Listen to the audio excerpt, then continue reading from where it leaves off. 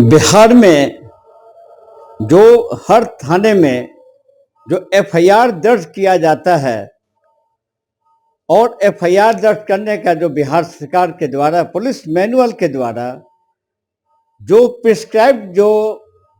उपलब्ध कराया गया है, दुखद बात यह है, चिंता की बात यह है कि 95% थाना के एसएचओ या थाना की स्टाफ एफआईआर को हेड में जो उसमें जितनी कॉलम होती हैं, कॉलम 1 से लेकर 14 तक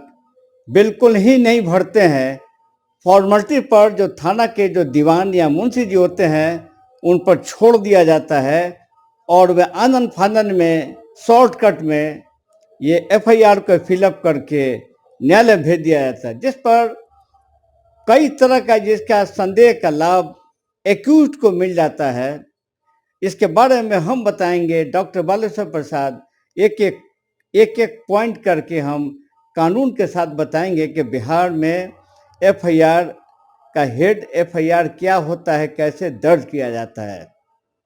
शुरुआत करते हैं कि सीआरपीसी में आप पढ़ेंगे 154 सीआरपीसी में स्पष्ट है, उसमें तरीका दिया हुआ है कि एसएचओ को पावर है कि एफआईआर कैसे दर्ज किया जाए, उसको शक्ति प्रदत्त है। लेकिन एक एफआईआर का जो हेड प्रिस्क्राइब जो फॉर्मेट जो होता है वो बिहार सरकार का होता है, न जो जिसमें कॉलम भरना पड़ता है या जो इन्फॉर्मेंट होते हैं वे लिखित या फर्द बयान या तरीके से जो भी जो देते हैं उसके आधार पर एसएचओ उस पर केस दर्ज करके उस हेड के साथ जोड़ा जाता है। शुरुआत करते हैं कि इसमें जो एफआईआर हेड 154 सीआरपीसी में जो प्रिस्क्राइब जो प्रोफार्मा होता है एफआईआर हेड कह सकते हैं, उसमें कॉलम 1 से 14 तक है और इसके साथ साथ इस एफआईआर हेड को प्रमाणित करने के लिए जो भी थाने पर जो लिखित या फर्द बयान स्टेटमेंट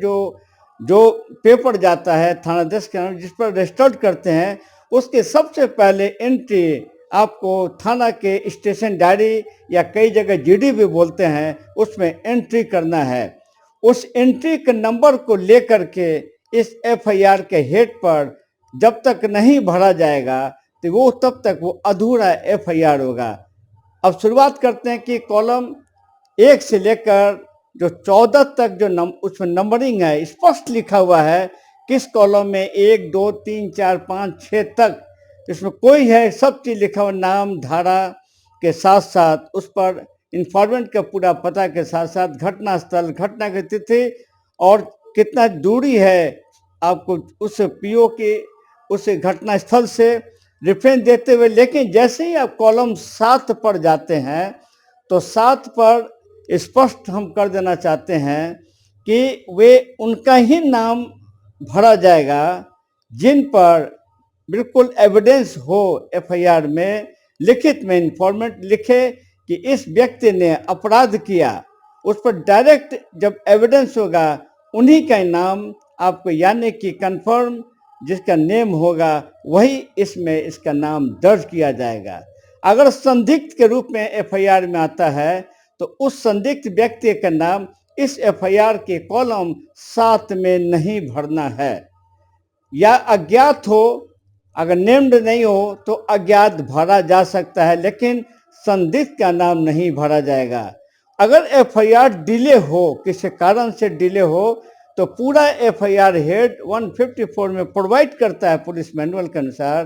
कि उस पर एसएचओ लिखेंगे कॉलम 8 में कि एफआईआर को डिले क्यों किया गया, कारण क्या है।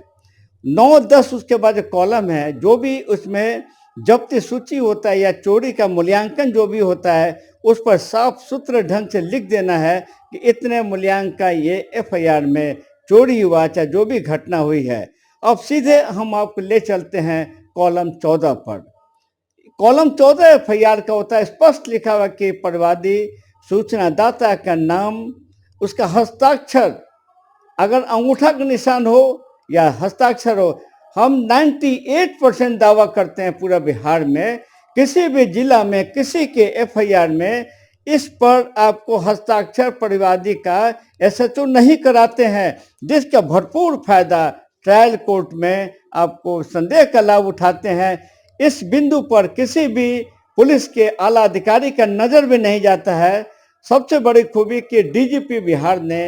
एक सूचना दिया है, जो आज प्रिंट अखबारों पर भी इनका चर्चा था। उन्होंने क्रमांक 7 पर डीजीपी साहब ने चर्चा किया है, लेकिन वहीं हम जोड़ते हैं इसमें कि कॉलम जो 14 है, जब तक परिवादी का हस्ताक्षर नहीं होगा तो वो 154 सीआरपीसी में ये अधूरा और स्पष्ट संदेह का स्वयं ये एफआईआर बनता है। यानी कि पूरा एफआईआर करने का तरीका 154 सीआरपीसी के तहत जो किया जाता है, जो एसएचओ का पावर होता है। फिर नेक्स्ट भी मुद्दे पर हम आपको बताते रहेंगे। जय हिंद।